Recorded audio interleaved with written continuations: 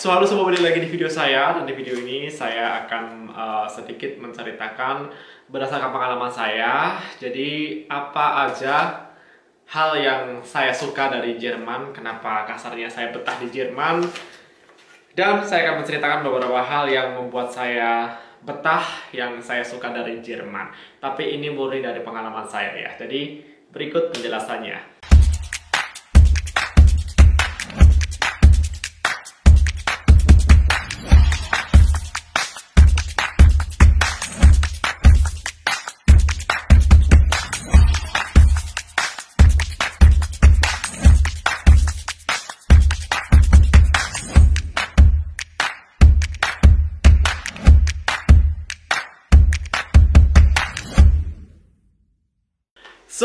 Yang pertama adalah ini pengalaman saya 2015, berarti 5 tahun yang lalu ketika saya FS Shop atau FSJ tulisannya, atau ketika saya kerja sosial di Jerman.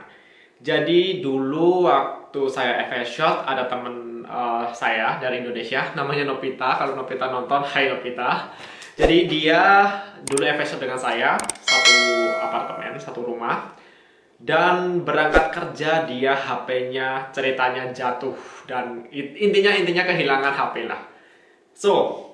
Sehari itu dia kehilangan HP dan dia baru, kan kita dulu kerja tuh pagi, terus dia baru nyadar HP-nya hilang tuh siang menjelang sore gitu di tempat kerja.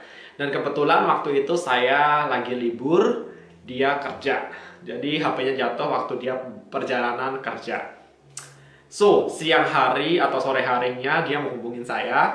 Windy, kamu nggak masuk kan? Maksud kamu lagi libur kan? Ada nggak HP aku di rumah? Kata gitu. Terus aku cari di rumah, misalkan di ruang makan atau jatuh di rumah lah. Aku cari, nggak ada tuh gitu. Tapi dia kontak saya dengan HP temennya ya gitu. Teman kerjanya. Nggak ada HP-nya, emang kenapa gitu? Iya, saya lupa bawa HP gitu. Mungkin dia ngiranya mungkin ketinggalan di rumah. Tapi di rumah saya cari nggak ada, tapi seingat dia udah bawa HP-nya waktu mau berangkat kerja. Singkat cerita, pulang ke rumah jam 4 jam 5 dia akan pulang. Pulang ke rumah, carilah di kamar, siapa tahu dia lupa, nggak ada juga. Singkat cerita, fix HP-nya hilang. Oke, HP-nya hilang dan nggak tahu kemana. Ya udah, dia mencoba untuk mengikhlaskan HP-nya, walaupun kita sebagai FS Shop atau kerja sosial tahu sendiri penghasilannya berapa, dan dia kehilangan HP. Kalau untuk beli HP baru lagi ya pastinya sedikit sayang, karena dengan penghasilan FSO-nya nggak seberapa. Terus ya, jadi dia berusaha untuk mengikhlaskan HP-nya yang hilang. Malam harinya saya mencoba kontak itu HP-nya dia ya, HP Nopita yang hilang. Saya kontak, karena siang hari, sore hari itu saya kontak, nyambung sih nyambung, tapi nggak ada yang ngangkat. Jadi kasarnya saya mikirnya mungkin terjatuh dan belum ada orang yang nemuin, jadi masih nyambung dan belum ada yang ngangkat. Terus malam harinya saya kontak lagi tuh HP, siapa tahu ada yang nemuin, atau misalkan kalau ada nemuin dan udah mati HP-nya, saya telepon nggak bisa, berarti udah dinonaktifkan orang, kasarnya gitu, atau baterainya habis. Malam hari jam 8 jam 9 malam saya telepon lagi tuh HP. Akhirnya ada yang ngangkat tuh HP gitu.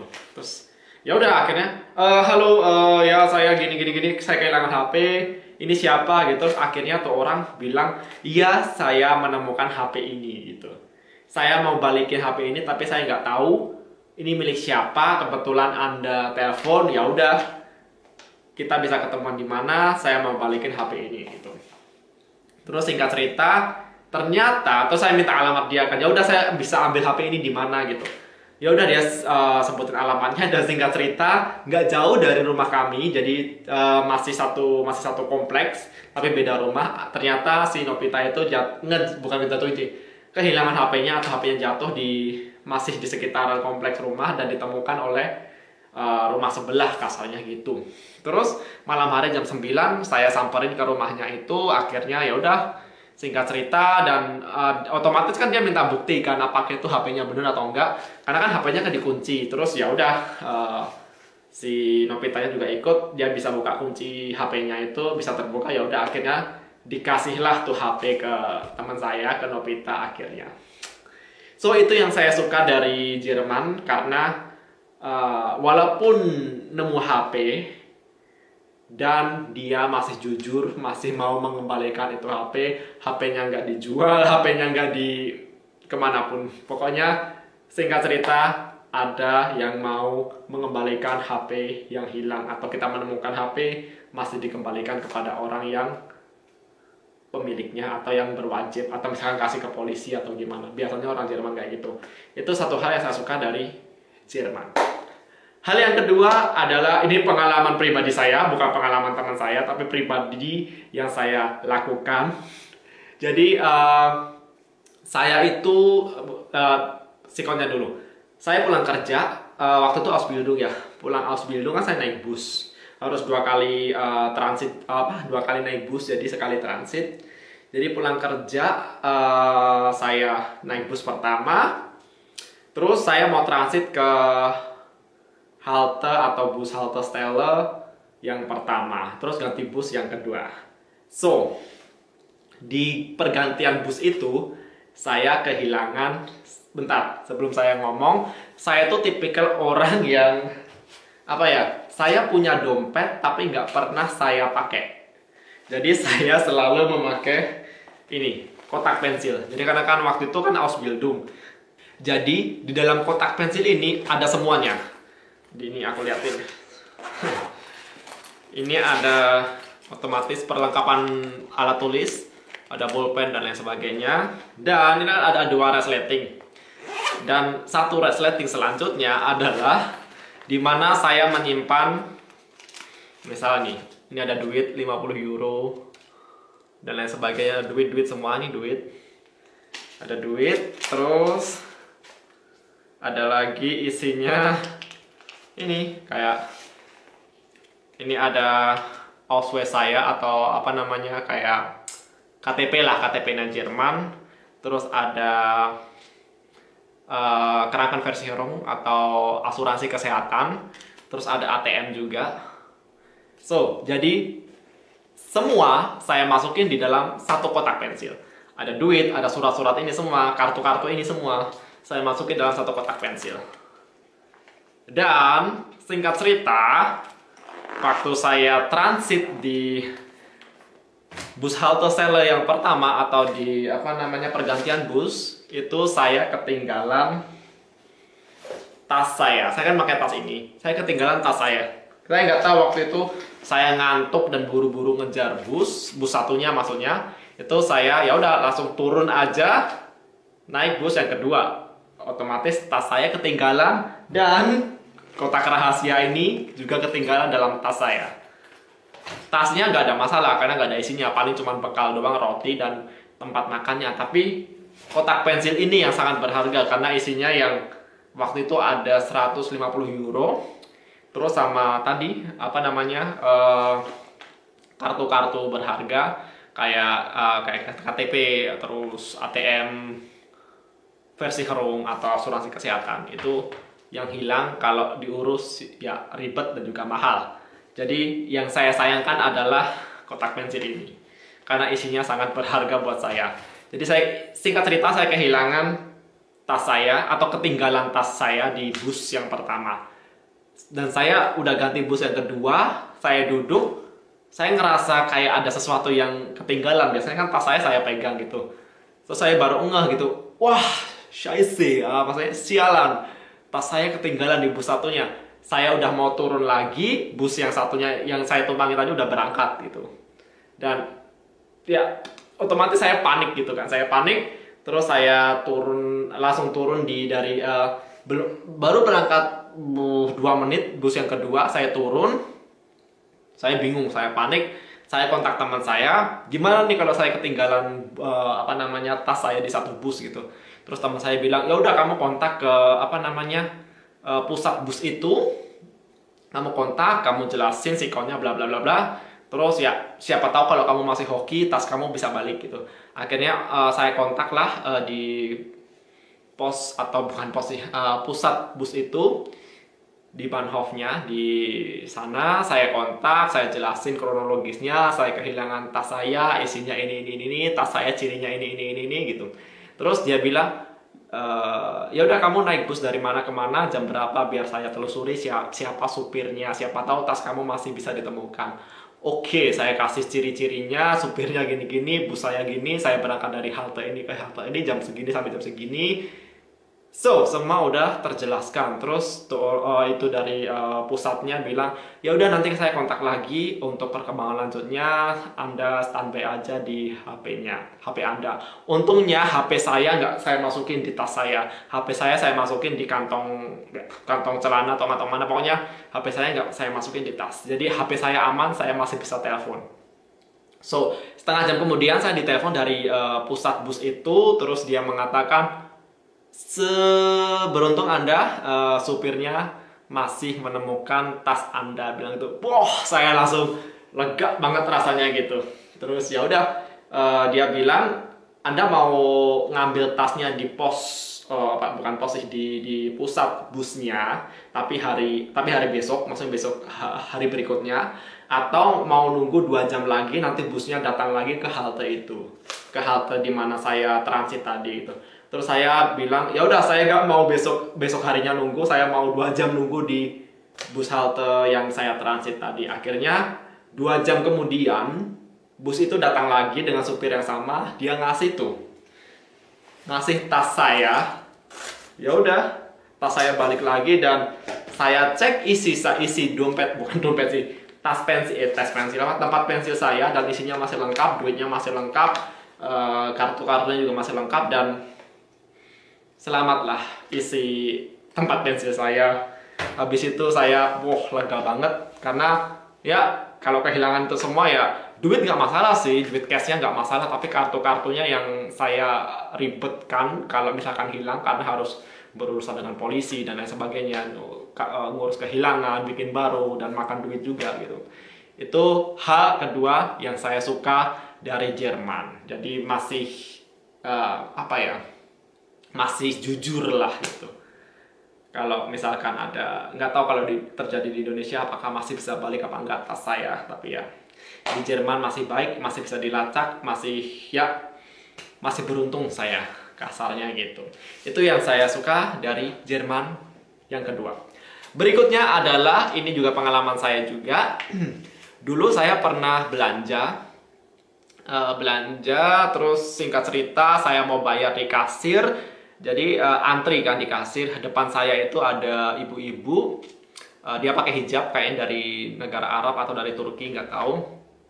Pokoknya dia pakai hijab, dia membeli chips itu kayak snack, kayak ciki gitu loh, kayak snack, kayak misalkan di Indonesia kayak snack yang ada micinnya itu loh, kayak potato, citato kayak gitu loh, taro kayak gitu. Pokoknya beli snack, ya udah pakai hijab. Terus dia mau bayar kan di kasir, terus kasirnya bilang, ini snacknya mengandung babi gitu. Karena si kasirnya kan tahu kan si ibu itu pakai hijab gitu. Karena si ibu itu nggak ngebaca, dikirain snack biasa gitu. Ternyata ada kandungan babinya gitu. Terus si kasir dia bilang, ini snacknya mau mengandung babi, yakin mau beli gitu. Terus ngandung babi ya, ya udah nggak jadi beli. Akhirnya ya udah di cancel tuh belanjaan ya, yang snacknya itu kan, chipsnya itu atau cikinya itu di cancel. So itu baiknya juga, maksudnya aware gitu loh, peduli, kasirnya tuh peduli bahwa ini makanan mengandung babi, yang membeli pakai hijab gitu. Jadi aku tuh takjub banget dengan hal-hal sekecil itu, masih ada yang peduli dengan sesama gitu.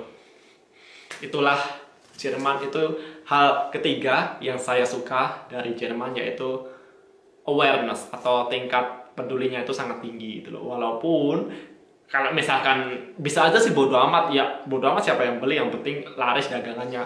Kalau di sini ternyata enggak gitu. Itu yang saya suka juga dari Jerman. Terus berikutnya adalah yang saya suka dari Jerman adalah di sini tuh status sosial itu tidak terlalu kelihatan. Jadi semua pekerjaan itu dihargai, dari yang kasarnya cleaning service atau dari tukang kebun atau apalah gitu, nggak dipandang sebelah mata. Itu yang saya suka. Jadi di sini semua pekerjaan dihargai, semuanya dihormati, ya semuanya sama rata gitu loh. Terus misalkan di transportasi umum, yang naik bus, naik kereta itu bukan hanya yang kasarnya yang tidak mampu atau yang tidak punya mobil. Jadi orang-orang kaya pun, apalagi di kota-kota gede ya, kan macet dan lain sebagainya, orang yang berjas, kerja pakai jas, orang kaya, posisinya tinggi, mereka juga nggak sungkan-sungkan atau nggak malu-malu naik kendaraan umum, naik bus atau naik apa namanya, kereta, naik tren, naik U-Bahn, S-Bahn, mereka nggak masalah gitu. Jadi itu yang saya suka juga dari Jerman, status sosialnya itu nggak, apa ya, nggak kelihatan, nggak kayak di Indonesia. Indonesia kan kebanting banget gitu loh, strata sosialnya tuh kebanting banget gitu. Kalau di Jerman masih sama rata, karena itu semua, karena balik kita menghargai satu sama lain, pekerjaan satu sama lain. Jadi ya nggak memandang si A lebih tinggi daripada si B pekerjaannya, enggak, semua sama rata. Itu saya betah, saya suka dari negara Jerman. Terus hal berikutnya yang saya suka dari Jerman adalah banyak sekali bantuan sosial yang disediakan di Jerman. Karena ini pengalaman saya pribadi juga. Jadi semenjak saya Ausbildung itu saya banyak sekali mendapatkan bantuan sosial. Kayak dulu saya mendapatkan Wohngeld. Wohngeld itu bantuan sosial untuk rumah. Terus saya juga pernah mendapatkan apa namanya, BAB itu Beruf Ausbildung Beihilfe, itu bantuan sosial juga untuk apa namanya, Ausbildung dan lain sebagainya. Terus kemarin waktu saya lulus, bukan lulus sih, waktu saya sempat nganggur juga, saya mendapatkan bantuan pengangguran, duit pengangguran juga gitu. Dan nanti akan saya bahas selanjutnya kenapa saya nganggur di Jerman, terus kenapa saya bisa dapat duit, saya bahas di video selanjutnya. So, jadi banyak banget bantuan sosial yang disediakan di Jerman. Itu tadi yang pernah saya dapat. Saya pernah dapat namanya Wohngeld. Wohngeld itu bantuan sosial untuk rumah. Terus saya pernah mendapatkan bantuan sosial untuk pengangguran, karena saya sempat nganggur di Jerman. Terus saya pernah mendapatkan bantuan sosial Beruf Ausbildung Beihilfe, jadi bantuan sosial untuk Ausbildung. Karena disediakan oleh pemerintah. Jadi pandai-pandai kita memanfaatkan itu semua gitu. Karena ada budgetnya, ya kenapa nggak dimanfaatkan gitu loh. Ya, itu yang saya suka lagi dari Jerman. Pemerintahnya itu peduli sekali dengan rakyatnya, sosial sekali dengan rakyatnya. Jadi ya, kasarnya kita tidak akan menderita, kita tidak akan kelaparan, karena pemerintah benar-benar memperhatikan rakyatnya. Tapi kita juga harus aware gitu loh, apa aja bantuan sosial yang ada di Jerman, apa aja yang bisa kita dapat, apa aja yang nggak bisa kita dapat. Jadi kita juga harus pinter-pinter cari informasi gitu loh. Jadi nggak mungkin kita hanya duduk manis diem di rumah terus bantuan sosial datang, enggak. Jadi kita juga harus proaktif nyari info. Kita juga harus datang ke misalnya Arbeitsamt, kantor apa ya, Arbeitsamt itu kantor ketenagakerjaan, atau ya kayak gitu, nanya bantuan sosial ini, terus silahkan apply di situ bantuan sosialnya. Jadi kita juga harus aktif untuk apply bantuan sosial tersebut. Jadi kita nggak mungkin hanya tinggal di rumah diam terus dapat bantuan sosial, no. Itu yang saya suka dari Jerman. Banyak sekali bantuan sosial yang disediakan atau ada budget untuk rakyatnya, dari kita untuk kita. Terus yang terakhir yang saya suka dari Jerman adalah tingkat kriminalitas itu sangat rendah dibandingkan Indonesia otomatis. Kenapa? Jadi saya kan pulang, saya sering kerja malam. Terus saya kena shift kan. Kadang dulu waktu di McD saya bukan pernah sih, sering saya kerja Sabtu Minggu di McD, part time ya.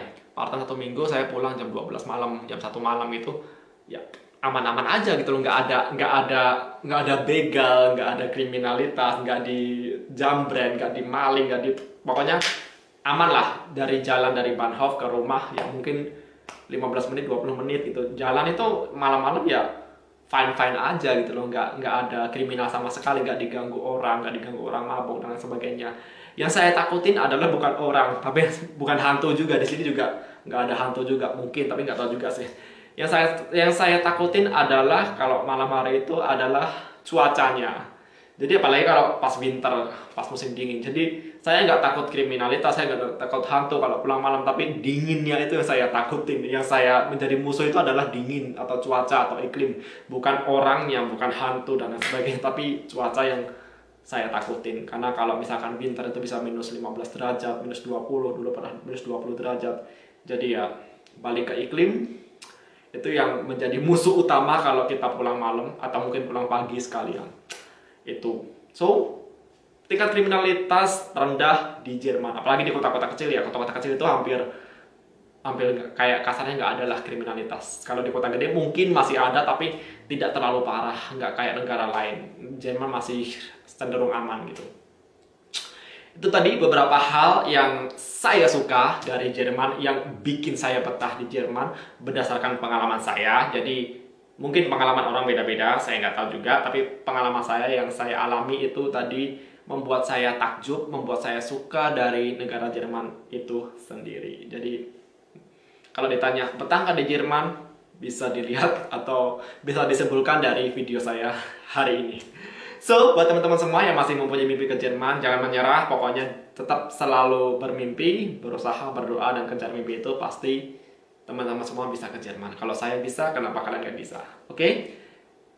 Don't give up, believe in your dream, and ya, kalau ada pertanyaan, komen, silahkan komen, tanya di bawah sini. Mungkin saya bisa menjawab tentang au pair, FS-Shot, BFD, Ausbildung, atau tinggal di Jerman, atau whatever. Silahkan komen dan stay healthy. Terima kasih yang udah nonton video saya dari awal sampai akhir. Salam dari Jerman. Ciao.